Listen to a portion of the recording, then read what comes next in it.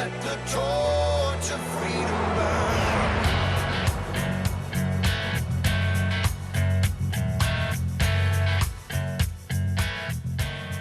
Abraham Lincoln said, "We the people are the rightful masters of both Congress and the courts, not to overthrow the Constitution, but to overthrow the men who pervert the Constitution." Welcome to the intersection of faith and the culture. It's WallBuilders Live. We're talking about the hot topics of the day from a biblical, historical, and constitutional perspective. You can find out more about us at wallbuilderslive.com. I'm here with David Barton. He's America's premier historian and our founder here at WallBuilders. Tim Barton is a national speaker and pastor and president of WallBuilders, and I'm Rick Green. I'm a former Texas legislator and America's Constitution coach. Thanks for joining us on this Thursday. That's what we call Foundations of Freedom Thursday around here at WallBuilders, and it's your chance to ask questions. So send those in to radio@wallbuilders.com, radio@wallbuilders.com, maybe about the Founding Fathers. You might have a question about policy right now happening in your state or your community or at the federal level and what the Constitution has to say about that, and what the Bible has to say about it, or what we can learn from history. So send those questions in to us. David and Tim, we got quite a few. We'll see how fast we can get through them. The first one is from Nick in Washington State. He said, "I love your podcast. It's really encouraging in the present time. Half my family is Democrat, and I have a hard time discussing politics with them. Do you have any tips? I really love them, and I don't want to separate the family over stupid things like getting the vaccine. Thank you for all your help." All right, guys, this is a great question. I know a lot of our listeners feel exactly like Nick does, and they are wondering the same thing. So really good question. Yeah, it is a great question, and already he's made a great start. Is don't start with polarizing kind of issues like the vaccine or the siege or January the 6th or is the election legitimate? I mean, stay away from that. What you want to do is get a conversation going. And you want to do that in a non-threatening manner. And a lot of ways you can do that is by raising conservative kind of issues without making them conservative. I mean, if you were to start, let's say you want to get into religion. Say, hey, I saw a piece that said all 50 states have a Good Samaritan law. That's a religious law. I wonder why they have that law. Why is that a good deal? Get into a discussion that you can do in a neutral way and kind of move them in a kind of pro-religious direction. Or you can go into something and say, I read an article recently that 19% of the kids graduating from high school, 19% can't even read. I wonder what's going on with education. And then start talking about whether education is getting the right results or not. Well, that might be even more of a step than you want to take. Yeah, that's right. Because I just feel like you start talking about education, then that's going to get polarized pretty fast, just where we are in education. But with that being said, I think, Dad, you're right. There's a lot of strategic moves you can make in that direction. Even if I were looking at things, how can I have conversations? First of all, I want to be able to invest in relationship, and I want to be able to love on them, and I want to emphasize the things that are important. And when we start talking about things that we care about or things that are important to us, I would identify some of the values that I care about. Yeah. And so if it's something that, even if you're a parent, right? If you're the father and I want my kids to be able to value hard work, and I think that even could be a big step going into education. Yeah, it is polarizing now today for sure. Yeah, it didn't used to be. I think education could be controversial these days. Certainly, if you start talking about education, I think quickly you lead into CRT or other things that are very polarizing. But I think the idea is absolutely correct, that you find things where you can find common ground, and ultimately you want to invest in relationship. You want to be able to love on them and encourage them. And one of the things, too, I would think, what are the values that I care about, right? If you're a parent, if you're a father, what are the things that I want to instill in my kids? And I would talk to them those value lessons and what you're doing. Man, I've really been trying to help my son, learn this principle of hard work. I've really been trying to help my daughter understand, some of the values she has and created in God's image. And I would talk about some of the more value principle lessons that I think are important in what you're doing as a parent. And really, as you're just loving and encouraging that person, you want to be able to love and encourage people in spite of their differences, but also then you can talk about values where there will be shared appreciation for that value, where I think generally speaking, you're going to find people on both sides of the aisle that are going to have a shared value and appreciation for someone, or recognizing a work ethic or recognizing their identity and their value, etc. And I think you can do that in a way that certainly is areas where you can find common ground that don't have to be controversial, but really just being able to be fun and have those conversations. We have extended members of our family that certainly don't have the same political ideology. And so, for example, Some of these individuals, I will only talk about animals or farm animals, or, on some other sides of the family, we talk about hunting. We will find common ground where we can have a conversation and we can connect on some relational level about topics that are not controversial. And once you begin investing in relationship, and once you deepen that relationship and there's a level of trust and conversation, and once you're able to just love on that person and they know you care about them, they know you love them, then it's easier if something controversial comes up, that it's not what they expect from you every time they see you. And, oh my gosh, you just always say this and you always do this. No. They know that you are someone that you care about them and you love them. Hey, I'm praying for you. And hey, how's this going? How's the family doing? How's the kids? How's the wife? Whatever else. You're able to invest relationally, and you have that relational investment that then, if something does come up that seems to be controversial, you always can softly back out of it. Hey, you know what? It's no big deal. This is something we don't need to worry about now. Don't talk about now. And because there's that level of relational investment, it's something that won't be as taxing on the relationship when there are those moments of friction, because you've spent more time having moments that are not filled with friction, and therefore it makes it easier to smooth out that moment when there might be a little controversy about different topics or issues. And there's things you can bring up that'll help kind of broaden their horizon as well. And I kind of hate to bring this up because CRT right now is all about race, but if you said, hey, I saw a thing that there are 40 million active slaves in the world today, that's not good. Or China's got this many slaves or whatever. There's issues of values that you can raise that you're going to get agreement with them on.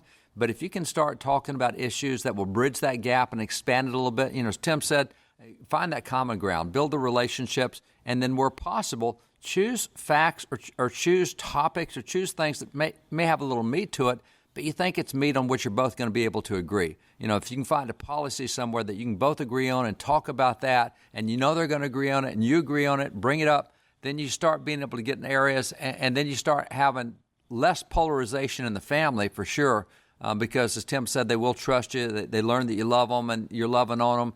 And so it's just a slow process. And I think a lot of folks don't take the time to build that, and they just want to jump in and talk about an issue that's really hard to talk about and that's really polarizing. So great question, great thing, but just take it incrementally, a little step at a time.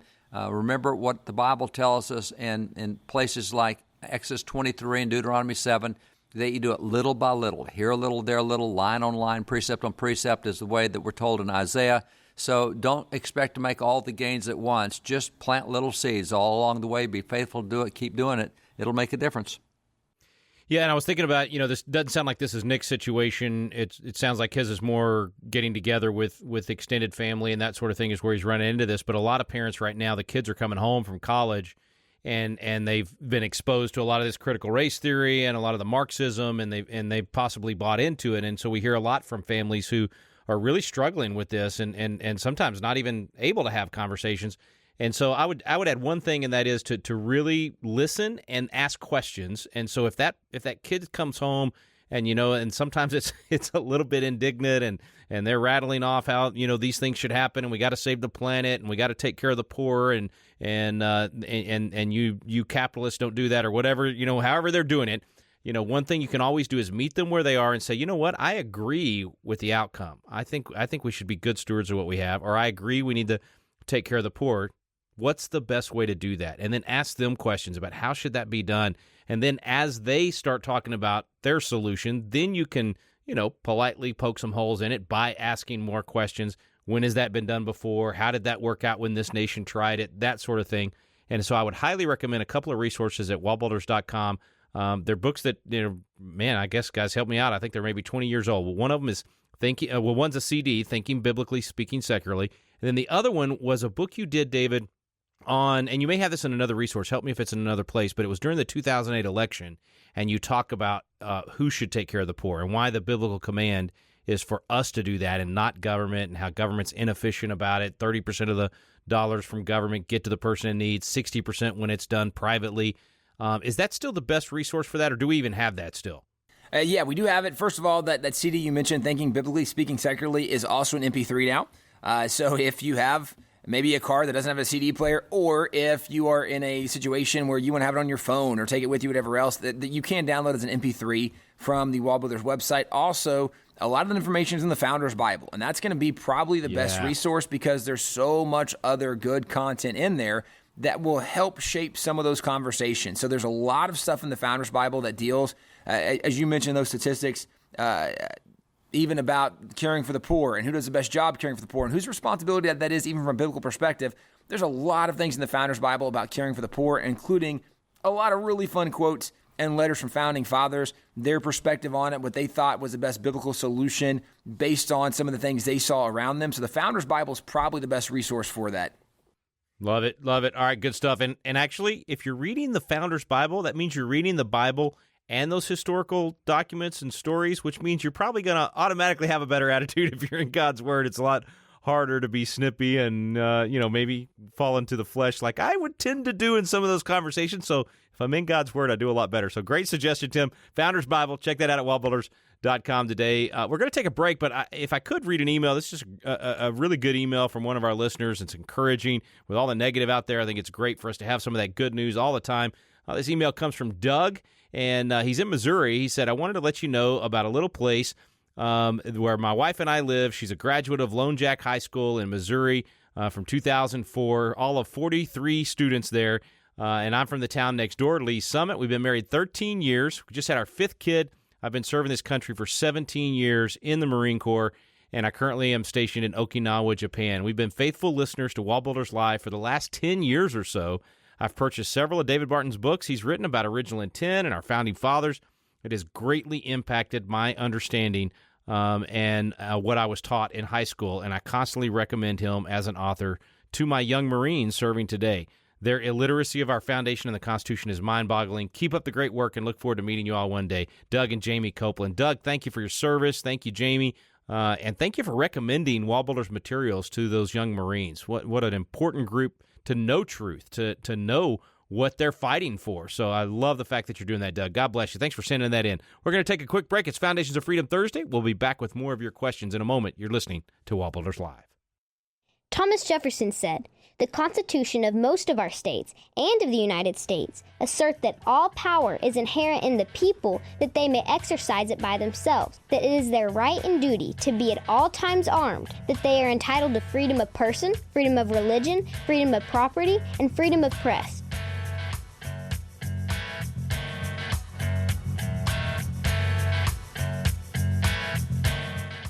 Have you ever wanted to learn more about the United States Constitution, but just felt like, man, the classes are boring, or it's just that old language from 200 years ago, or I don't know where to start? People want to know, but it gets frustrating because you don't know where to look for truth about the Constitution either. Well, we've got a special program for you available now called Constitution Alive with David Barton and Rick Green, and it's actually a teaching done on the Constitution at Independence Hall in the very room where the Constitution was framed. We take you both to Philadelphia, the cradle of liberty in Independence Hall, and to the WallBuilders Library, where David Barton brings the history to life to teach the original intent of our founding fathers. We call it the Quick Start Guide to the Constitution because in just a few hours through these videos, you will learn the Citizen's Guide to America's Constitution. You'll learn what you need to do to help save our constitutional republic. It's fun, it's entertaining, and it's going to inspire you to do your part to preserve freedom for future generations. It's called Constitution Alive with David Barton and Rick Green. You can find out more information on our website now at wallbuilders.com. President Calvin Coolidge said, "The more I study the Constitution, the more I realize that no other document devised by the hand of man has brought so much progress and happiness to humanity. To live under the American Constitution is the greatest political privilege that was ever accorded to the human race." We're back here on WallBuilders Live. Thanks for staying with us on this Foundations of Freedom Thursday, taking your questions, and you can send those into radio@wallbuilders.com. That's radio@wallbuilders.com. The next one comes from Sid. If the Commerce Clause, that's a clause in the Constitution in Article 1, Section 8, if the Commerce Clause was defined as intended in the Federalist Papers, would it not eliminate 40% of federal government intrusion overnight? And so that one's from Sid and Vicky. Guys, we cover this in depth in our Constitution class and the Biblical Citizenship class, but just for our listeners to know, it's a really short clause in the Constitution, and all it says is that the Congress has the power to regulate commerce with foreign nations and among the several states and with the Indian tribes. Now, wait a minute. Does that mean if something's going between Texas and Arkansas, is that the foreign nation we're talking about here? That kind of. It is another state, right? If it crosses state lines, I think is what they're saying, then they could regulate it. But, man, even regulate, does that mean micromanage, or does it mean to make regular, basically to make sure everybody's treated the same? Wait a minute, Rick. You're using common sense understanding of English words. And you just can't assume they did that back then. You really need law degrees. You need no serious American can actually understand the Constitution the way it's written. So you need the Supreme Court to say, I don't think regular means what regular says. I think it's got to be something different. I feel like there's sarcasm dripping from your lips at the moment. Just a little. Just a little. In fact, you told me one time, I remember I was humbled by this statement because I was going, man, David, these Federalist Papers are hard to get through. And you said, well, you know, Rick, they're written for the average upstate New York farmer. I understand why you're having trouble with your law degree and all. So, I mean, they did mean what they said when they wrote it, and they actually explained it in the Federalist Papers and said, here's what we mean by this, here's what we mean by that. So it isn't complicated, but we have to take the time to go look at it and study it and put it in context. I can't remember. I think it was Madison that said, you know, there's no power given in the Constitution that isn't actually given. I mean, very plain language there. The Commerce Clause does not allow them to tell you your light bulbs what they should be, how much water should run through your toilet, to micromanage your insurance and all of how your car is made. I mean, the federal government is doing all of these things, and they're claiming the Commerce Clause gives them the power to do it. Sid, your instincts are 100% right.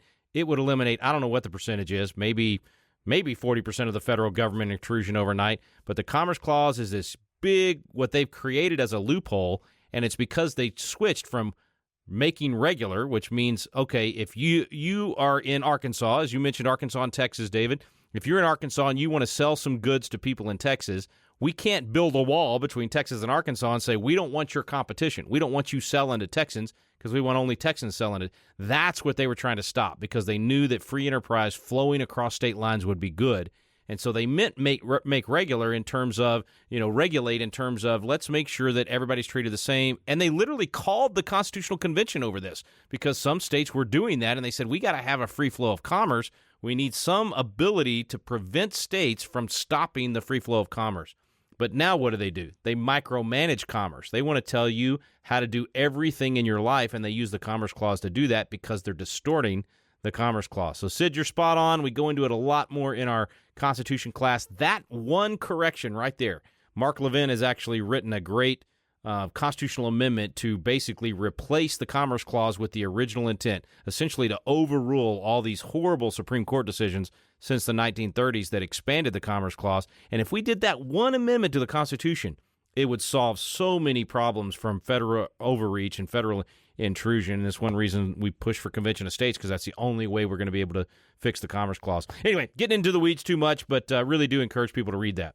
Okay, so Rick, let me jump in here with something. So we have now California that has told 19 states, in essence, we're building a wall between you and us. We're not letting any of our officials come see you because you did really terrible things like I think Arkansas just said, hey, we think Title IX sports should be continued, that there should be a man sports and women's sports, that we think that men and women's sports should be separate, and that literally you should have a women's sports team and not just one team where you choose what you are. And so California, I think, on 19 states now has used some reason to say we're building this governmental wall between us and you, and our officials can't come see you. We're not going to allow any of our state money to be spent in your states. We're keeping stuff here. Is that the kind of wall that they didn't want built back then?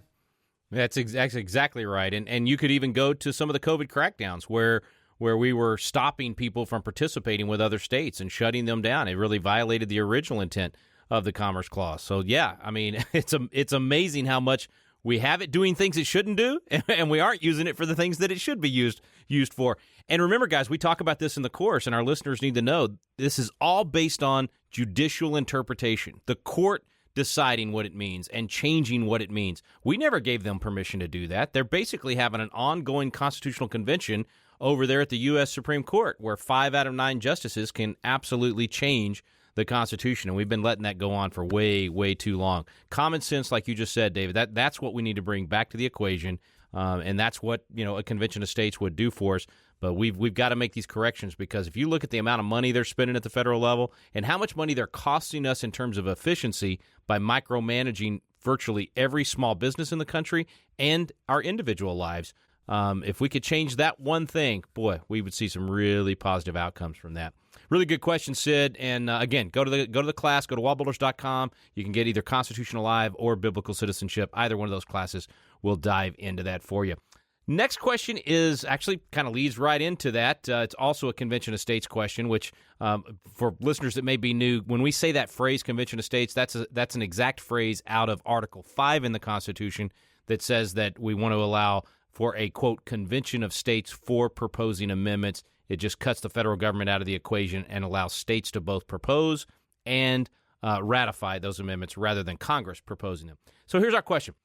This one is from Charles, and he said, if we do have a Convention of States, can we eliminate the 16th Amendment and the 17th, allowing states to elect the Senate once again? So 16th Amendment, guys, that's the income tax being allowed to be progressive, and then 17th took away the state legislature choosing U.S. senators and allowed for popular vote, a general vote in each state for those senators, which took away the buffer of states being able to keep the federal government in check. So what do you think? Would those two be a good ones to get rid of at a Convention of States? Well, I would go at it pragmatically first, because the question is, if we have a Convention of States, can we eliminate the 16th and 17th Amendment?